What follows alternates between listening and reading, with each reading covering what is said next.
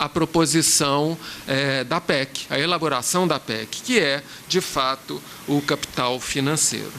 E, por fim, respondendo a pergunta sobre a possível exclusão dos servidores públicos estaduais e municipais dessa PEC. Bom, primeiro, que eu acho isso muito difícil, porque, do ponto de vista do ordenamento legal do país,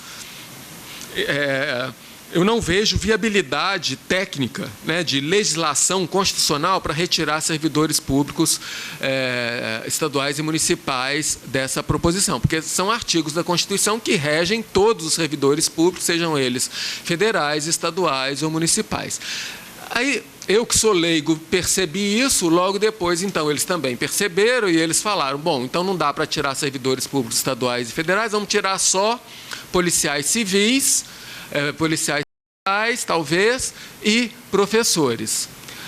Pessoal, olha, vocês acham que eles vão tirar professores e professoras da educação básica e deixar trabalhadora rural, ou seja, fazer com que trabalhadora rural se aposente aos 65 anos, mas se for professora vai poder continuar se aposentando aos 50 anos com 25 anos de contribuição? Não vão. Não vão, é ilusão. Essa é uma proposta contra a classe trabalhadora, contra o conjunto da classe trabalhadora. Então, o intuito deles é dividir a resistência. Bom, primeiro vão fazer para quem não está demonstrando grande resistência, ou está com uma resistência mais difusa, e depois a gente isola, reparte e aí ataca os municipais e os estaduais. Então, na verdade, isso é muito mais uma mentira e é uma tentativa de dividir para reinar, um golpe antigo desde lá de Roma, né? Vamos dividir a resistência para poder reinar e fazer todo esse golpe contra a classe trabalhadora. Então, nesse momento, gente, eu acho que a gente tem que ter claro, muitas vezes a gente não percebe que nós, humanos, humanidade, fazemos história a cada momento, mas em alguns momentos isso é mais claro. Este momento é um momento histórico para o país, é um momento de definição de rumos para o país. É aqui que a gente perde muito ou tem a chance de resistir para criar bases futuras de voltar a ter um projeto de nação com igualdade e justiça nesse país. É isso. Obrigado. Parabéns, Frederico. Vou fazer uso da palavra. Vou fazer daqui mesmo na mesa, respondendo as perguntas que foram direcionadas para essa casa. É importante ressaltar o seguinte: como é o funcionamento dessa casa? Nós temos comissões temáticas aqui nessa casa que elas abordam cada assunto pertinente. Então, as comissões, elas abordam alguns temas, então, em alguns momentos que tem uma discussão voltada para o servidor, a comissão funciona do servidor, outras comissões podem funcionar agregadas, né? Quando tem alguma coisa relacionada à saúde, apropriadamente a Comissão da Saúde faz a sua atuação e elas são compostas por 5 membros. Então, envolve os 5 vereadores e os outros vereadores têm as outras atividades. Justificar aqui que nós trabalhamos esse tema, nós tivemos um seminário realizado pelo nosso mandato em parceria com o partido da qual eu faço parte, Partido dos Trabalhadores, também com a ex-prefeita Maria do Carmo, com o instituto que ela representa, e com a participação da deputada Marília Campos, que realizamos um seminário no dia 14 desse mês, onde nós discutimos o tema e abrimos para a população. Essa audiência, o Luiz Fernando está aqui, devido à velocidade do assunto, porque todos os sindicatos e várias ações estão sendo feitas por todo o país. Então, na verdade, quando o Luiz Fernando falou, Daniel, eu acho que a gente é possível fazer uma ação conjunta, unificando as ações tanto do Legislativo, quanto também do sindicato, do Sindiúte, e vamos envolver outros sindicatos. Então, essa proposta foi feita no último final de semana, né, e a gente teve esse prazo para poder planejar essa ação, e ela realizou hoje. Algumas agendas dos vereadores já estavam programadas, inclusive segunda-feira é um dia de muita tarefa com relação ao executivo, é uma preliminar para a pauta de amanhã, que é votada e discutida aqui nessa casa. Então, só para justificar, claro que é importante a gente fazer questão da participação dos demais agentes políticos, porque isso tudo cria realmente um fortalecimento para esse movimento tão importante, que realmente, como disse o Frederico, é um marco, né? Não será um marco para o nosso país. E, ademais, dizer o seguinte, tudo isso, gente, tem uma bagagem técnica que foi muito suprida aqui pelo Dr. Celso, pelo Frederico, mas eu vou além, né? Isso tem um fundamento político, um viés político muito forte, muito forte. Acho que a abordagem aqui, quando foi feito o seguinte, quando nós tiramos e começamos a realmente desmantelar a previdência privada, a previdência pública, né, o regime geral, nós colocamos as pessoas, porque todo mundo sabe que vai envelhecer. E essa preocupação, como será o seu sustento no futuro, isso é inerente a todos nós. Então, há uma migração para a iniciativa privada. Então, isso vai de encontro ao interesse realmente, né, de bancos, do capital, e isso faz uma diferença. Apesar, olha bem essa palavra que eu estou dizendo, apesar de erros que já houveram, inclusive no governo do meu partido, houve muitos acertos, porque há uma visão defendida, né, nos governos do Lula, no governo da Dilma, de realmente buscar nesse país uma igualdade social. Olha, com todos os erros, eu faço questão de frisar isso, e disse isso numa reunião, eu jamais, o meu partido, seria capaz de propor um desmantelamento da Previdência Social, sabedor da importância que ela tem.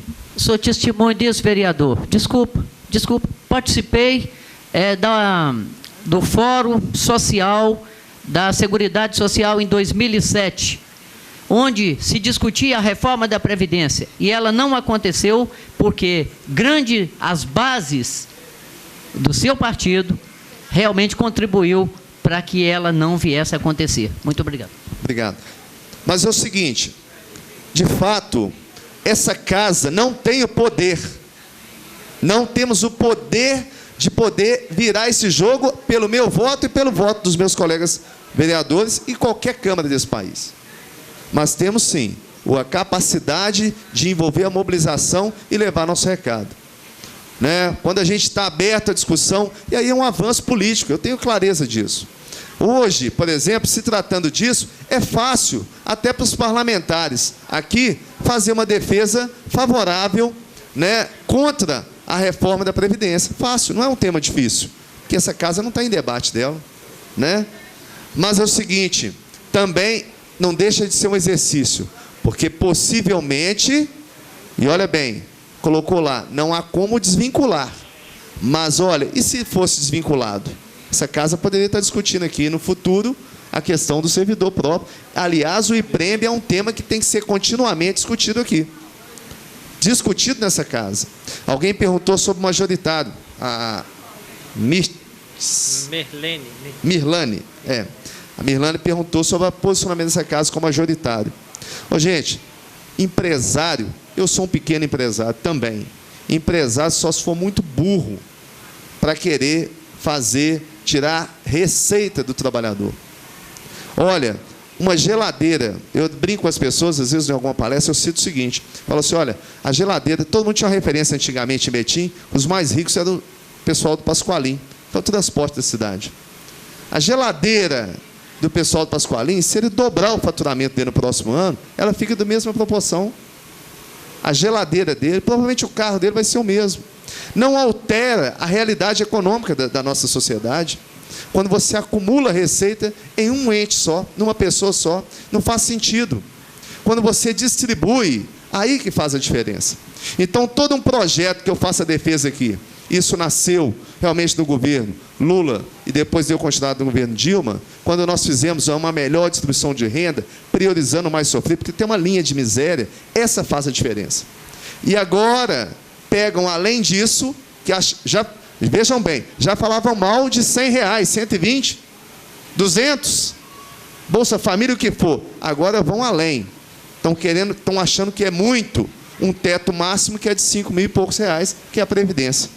Né? Sabendo que o maior problema que a gente tem no fim da nossa vida é com remédio, é com uma saúde que você precisa tratar e uma série de outros fatores e aquele valor que você acumulou. O empresário está cego, porque, na verdade, quando nós Retiramos, começamos a desmantelar a Previdência. E daqui a pouco fala assim, ó, daqui a pouco nem é obrigatório pagar um encargo trabalhista para o trabalhador. Né? E aí aquela contribuição de 20% patronal, o cara se vê livre dela. Bobagem, nós estamos tirando dinheiro do mercado. Nós estamos tirando receita. Tem que apostar realmente na classe consumidora. Demanda reprimida. Então, nós sabemos do impacto. O impacto social é maior, Rogério, do que o impacto econômico. Porque o econômico é o desdobramento. Se você não dá dignidade às pessoas, não há transformação, não há movimento econômico. Então, quem mais ganha no processo econômico é o empresariado. O pobre, ele só melhora a qualidade de vida. Quem ganha dinheiro é empresário. E aí, quando você desmantela essas estruturas que tentam, pelo menos, ratificar parte da desigualdade que esse país teve de meio século, vem um governo e quer desmantelar. Então, é política a situação. Realmente, é importante fazer essas manifestações na casa. Nós tiramos, eu vou abrir um parênteses aqui, eu vou ler, Luiz Fernando, de antemão, que aí você faz as suas considerações e a gente já parte para o encerramento. Eu vou ler aqui a proposta, já foi assinada por vários vereadores que aqui estiveram, que é a proposta de uma moção de protesto que essa casa vai encaminhar amanhã com a votação para Brasília, para o Congresso, direcionada aos respectivos presidentes da casa. Eu vou lê-las aos senhores e senhoras. Presidente da Câmara Municipal de Betim, os vereadores presentes subscrevem nos termos regimentais dessa casa, após a anuência do plenário, vem requerer da Vossa Excelência o envio da moção de protesto à PEC 287, de 2016, ao presidente da República, Michel Temer, ao presidente da Câmara dos Deputados, Rodrigo Maia, e ao presidente do Senado, Eunício Oliveira. Justificativa. A proposta de emenda constitucional PEC 287 de 2016, que retira direito dos trabalhadores, e trabalhadoras, em especial dos mais pobres, como representante do município, manifestamos extrema preocupação com a chamada reforma, abre aspas, reforma da Previdência. Trata-se de um conjunto de medidas encaminhadas pelo atual governo à Câmara dos Deputados sob o pretexto da, abre aspas, sustentabilidade, fecha aspas, do sistema previdenciário. A PEC 287 de 2016 representa um enorme retrocesso num país com profunda desigualdade e diferenças. A médio e longo prazo, representará o aprofundamento da crise econômica e social que aflige milhões de brasileiros. Em contraposição ao duvidoso dilema do déficit da Previdência, consideramos que existem outras formas de enfrentá-lo, que não a retirada de direitos conquistados, com sacrifício pelo povo brasileiro ao longo das décadas. O combate à sonegação e à corrupção, como forma de garantir o aumento da receita líquida do sistema de seguridade social, a realização dos recursos arrecadados pela Previdência para sua finalidade e não para custear outros encargos do governo, principalmente o pagamento dos encargos da dívida pública.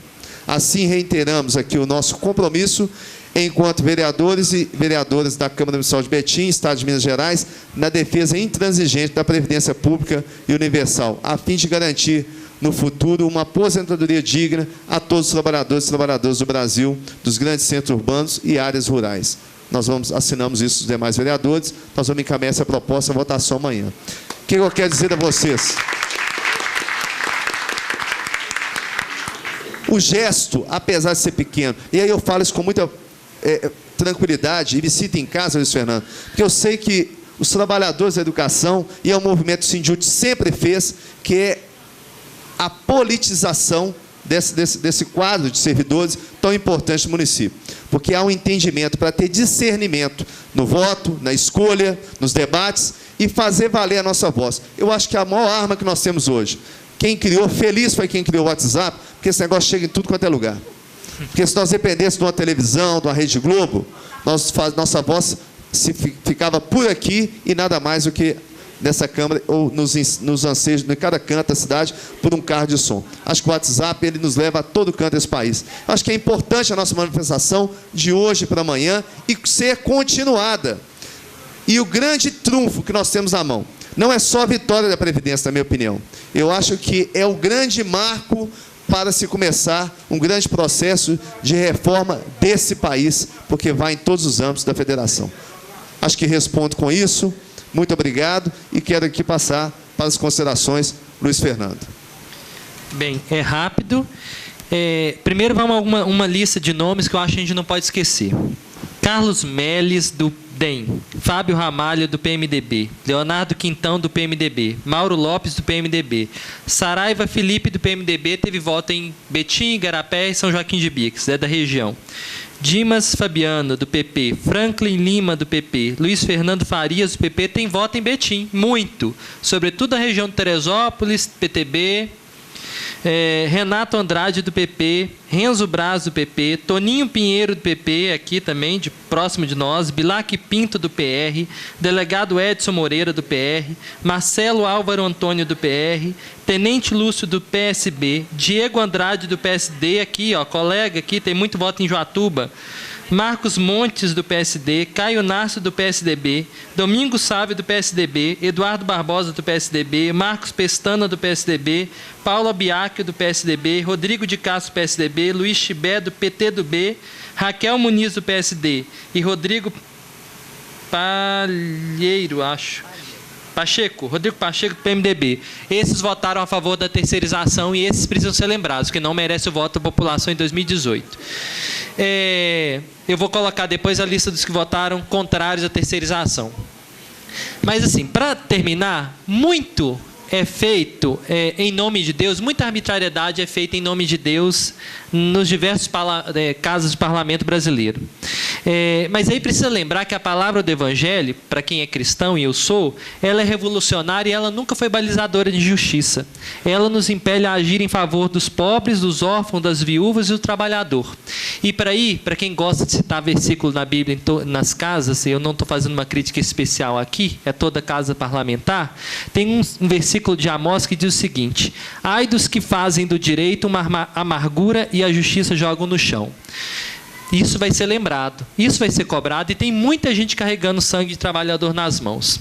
Recados importantes que precisam ser dados.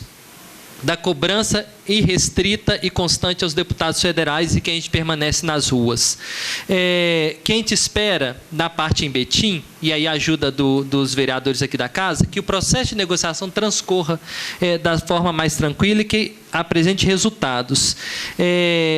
Uma notícia boa a todos nós, que é uma conquista do sindicato, sobre o imposto sindical que foi cobrado nos nossos contra-cheques o ano passado. Nós conseguimos um prazo de 120 dias para que a gente discuta o valor do imposto. Ele não caiu na conta da FESEMPRE, o Sindjut ingressou com a ação, e então ele está preso, está depositado em juízo, e eu acho que a gente vai conseguir vencer esse cabo de guerra. Então ele não foi ainda para as mãos da FESEMPRE, e nós vamos discutir isso ainda. Sobre a questão da terceirização, e a pergunta que o Carlos Alexandre fez, quando a gente discutia a importância de concurso público para agente de serviço escolar na rede municipal, é para que evitasse essa questão. Hoje nós temos 2 tipos de profissionais na limpeza e na merenda das escolas públicas. O efetivo, que em função da terceirização está esquecido, adoecendo, com salário abaixo do mínimo, e o terceirizado, que vai para a terceira empresa terceirizada, e todas as que passaram até agora, a CETIS e a Qualitécnica, deixaram débitos trabalhistas. Elas pegam a mão de obra, aproveitam, sugam a força de trabalho, quem adoece é posto na rua, quem permanece no trabalho fica até a insolvência da empresa, que não vai quitar os débitos trabalhistas, todo mundo sai com a mão na frente e outra atrás, e vai a Qualitécnica que está ficando do mesmo jeito. E vem uma outra terceira empresa agora. E isso que foi aprovado na Câmara dos Deputados, a terceirização sem limites. O Sindjut, infelizmente, não pode responder ou atuar na defesa desses profissionais. A gente atua na defesa de quem é o servidor efetivo ou contratado no quadro setorial da educação. Quando terceiriza, é outro sindicato, é outra mão de obra, é outra relação de trabalho, é outra jornada, é outro tipo de vínculo empregatício. Esse é o problema e por isso que a gente precisa combater. O máximo que nós podemos fazer é a denúncia ao Ministério Público, que a gente tem feito, a cobrança à Prefeitura para resolver o problema desses servidores, a gente tem feito, porque elas ficam meses sem receber o cartão transporte, alguns períodos com atraso do cartão alimentação, salários atrasados, e se não vão trabalhar, são demitidas. Ou seja, a empresa falha com elas, e se elas não vão para o trabalho, são demitidas. Então, sofre um outro tipo de pressão. E nós vamos fazer a cobrança também ao Sindiaceio para que atue no sentido de resolver, porque é o sindicato que representa. E para nós, trabalhadores da educação, acho que nunca ficou tão importante Paulo Freire nas nossas vidas, nas nossas práticas. Paulo Freire tem uma frase, um texto que é o seguinte: não basta saber ler que Eva viu a uva, é preciso compreender qual a posição que Eva ocupa no seu contexto social, quem trabalha para produzir a uva e quem lucra com esse trabalho. É isso que a gente tem que fazer na sala de aula e é isso que a gente vai para a rua quando a gente faz greve. A gente educa, a nossa luta educa. Por isso, gente, por nenhum direito a menos, contra a reforma da Previdência, eu termino fazendo o chamado que a gente está fazendo todo dia nas ruas. Fora Temer!